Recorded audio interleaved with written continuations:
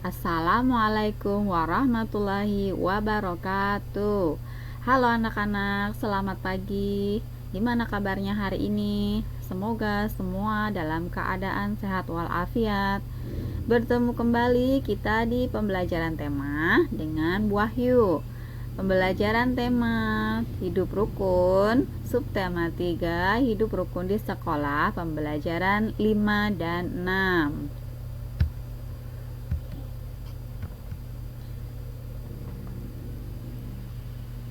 Ayo menyimak. Wira, Bion, dan Ayu berteman dengan rukun. Setiap ada tugas, mereka mengerjakan bersama-sama. Mereka bekerja sama untuk menyelesaikan tugasnya. Ketika mereka mewarnai gambar imajinatifnya, mereka juga mewarnai bersama-sama. Mereka saling meminjamkan alas warna. Mereka saling menunjukkan hasil gambarnya dan saling memberikan komentar. Nah, mengerjakan tugas bersama, meminjamkan alat kepada teman adalah contoh perilaku hidup rukun di sekolah. Hidup rukun menumbuhkan rasa persatuan dan kesatuan yang sesuai dengan sila ketiga Pancasila. Bagaimanakah bunyi sila ketiga Pancasila? Semua sudah tahu ya, sudah hafal.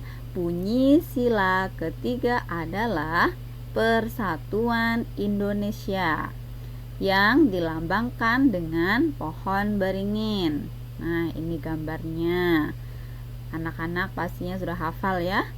Inti dari pengamalan sila ketiga Pancasila adalah cinta tanah air dan bangsa, yang mengutamakan kepentingan bangsa dan negara di atas kepentingan diri dan golongan. Hidup rukun dan tidak melakukan hal yang bisa memecah belah bangsa. Jadi intinya dari pengamalan sila ketiga atau sikap yang mencerminkan dari sila ketiga itu adalah menjaga persatuan Indonesia. Jadi anak-anak pastinya dalam mempraktekkan dalam kehidupan sehari-hari, misalkan di sekolah, berarti tidak boleh bertengkar dengan teman, harus hidup rukun. Sekarang ayo amati. Nah, di sini ada beberapa gambar tentang kehidupan hidup rukun di sekolah. Nah, amatilah gambar di samping. Bagaimana suasana pada gambar di samping? Apakah terlihat suasana yang rukun? Nah, gambar yang ini itu terlihat sedang istirahat dan mereka saling berbagi makanan ya. Jadi anak-anak juga ketika nanti ada yang membawa bekal, tawarilah temannya, saling berbagi makanan. Nah, ini ketika di tempat bermain pun begitu, harus bermain bersama-sama, tidak membedakan teman, tidak memilih-milih dalam berteman. Kemudian di sini ada sedang belajar bersama ibu guru. Nah, anak-anak semua mengikuti pelajaran dengan tertib di kelas. Kemudian yang ini, anak-anak bekerja sama membersihkan kelas. Nah, mereka saling berbagi tugas, ada yang membersihkan kaca jendela, ada yang membersihkan meja, ada yang menghapus papan tulis, ada yang menyapu lantai. Semua tujuannya supaya bisa bersih, ruangan menjadi nyaman. Kemudian gambar yang berikutnya ada gambar sedang belajar kelompok. Nah, anak-anak ketika kita belajar kelompok harus saling menghargai dan menghormati sesama teman. Tidak boleh bertengkar.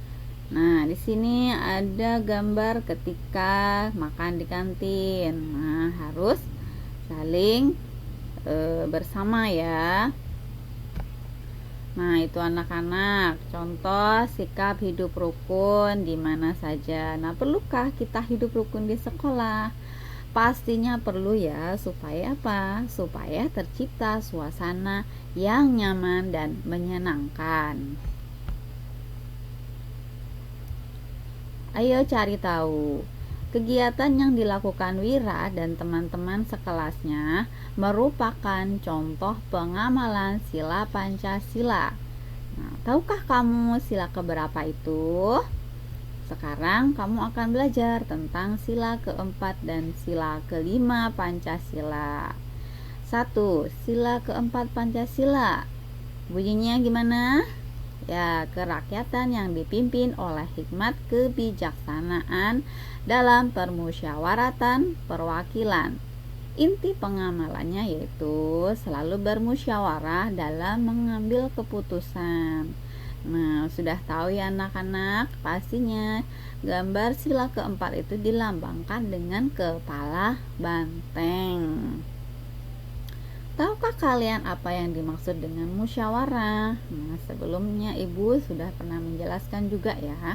Jadi musyawarah adalah suatu upaya bersama dengan sikap rendah hati menyelesaikan permasalahan untuk mencapai mufakat bersama.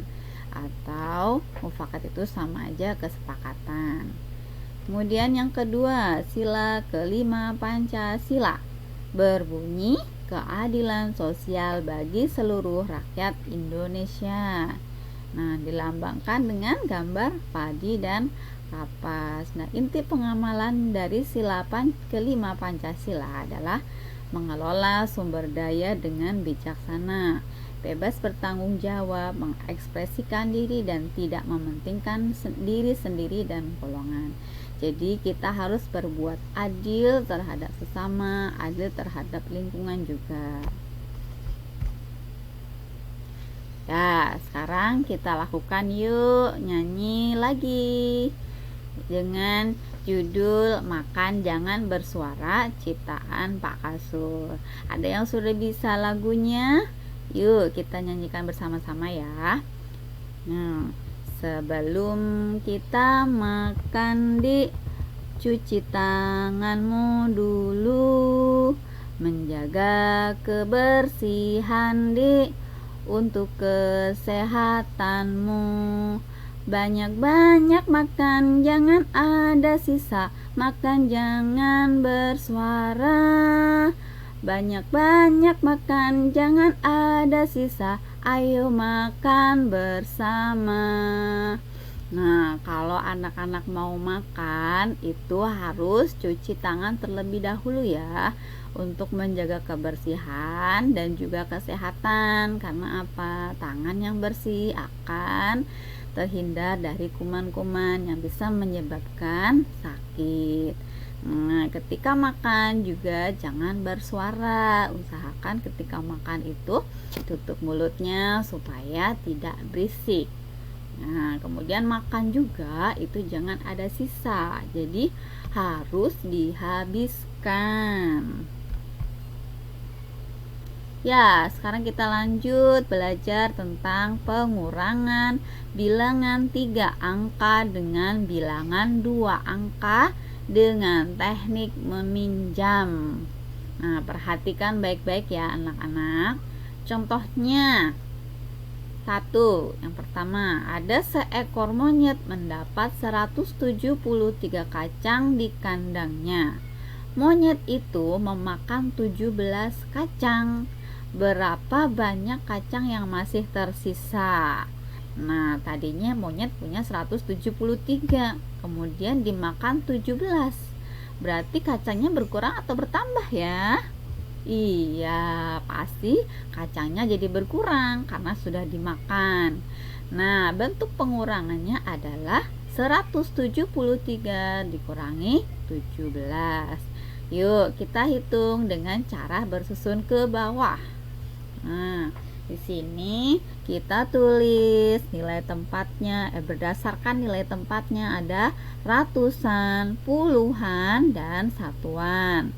Nah, 1 itu tempatnya ratusan, 7 itu tempatnya puluhan, dan 3 tempatnya satuan. Kemudian untuk bilangan 17, nah 1 ini bukan di depan sini ya, ingat ya. 1 ini karena bilangannya cuma 2 angka, satunya yang depan itu merupakan puluhan, dan yang 7, maaf ya, yang 7 itu satuan. Nah, sekarang kita kurangkan ya. 3 dikurangi 7. Nah, 3 dikurangi 7 itu bukan 4 hasilnya ya. Tidak bisa, karena 3 itu lebih kecil dari 7. Nah, jadi 3 itu, angka 3 harus meminjam. Meminjamnya kemana? Meminjamnya ke nilai tempat puluhan, ke puluhan ya. Jadi pinjamnya ke angka 7. Nah, angka 7-nya jika sudah dipinjam, itu kita coret. Nah, ketika sudah dipinjam itu berkurang 1. Jadi nilainya tinggal 6. Kita tulis di atasnya ya. Jangan sampai lupa tidak ditulis. Itu wajib ditulis. Berarti yang angka 7 karena sudah dipinjam berarti tinggal 6. Nah, untuk yang angka 3 karena meminjam ke angka 7. Nah, ketika meminjam itu nilainya berarti ditambah 10. Nah, jadi 3 ditambah 10 sama dengan 13. Nah, di sini berarti jadi 13 ya anak-anak. Nah, setelah kita sudah meminjam, kita bisa mengurangkannya ya. Jadi 13 dikurangi 7, yaitu hasilnya 6. Nah, lanjut. 6 dikurangi 1, sudah bukan 7 ya, karena 7-nya sudah dipinjam dan berkurang 1 jadi 6.